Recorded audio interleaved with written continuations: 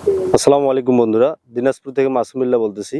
এটা হচ্ছে অ্যাগ্রোয়ানের বীজ জাতের করলা, যেটার উৎপাদন এবং আপনার ফলন, কালার এবং বাজার দর, বাজারের চাহিদা সব দিক দিয়ে কিন্তু নাম্বার ওয়ান। এটা আমি লাগাইছি, আমার লাগানো প্রায় 34 থেকে 35 দিনে আমি হারভেস্ট করছি, প্রথম হারভেস্ট। তো এটা সবার ফার্স্টে হারভেস্ট করা যায় এবং মিডিয়াম সাইজের করলা, বাজার ভালো। যদি যে এক এক জায়গায় যে ফলন তা কিন্তু না, এটা সমস্ত গাছেই কিন্তু ফলন আছে, প্রতিটা জায়গায় ফলন। দেখেন যে প্রতিটা জায়গায় ফলন আছে মার্শাল্লাহ। যে এক জায়গায় তা কিন্তু না, এটাতে পাতার কারণে দেখা যাচ্ছে না যে ভিতরে কি পরিমাণ করলা আছে।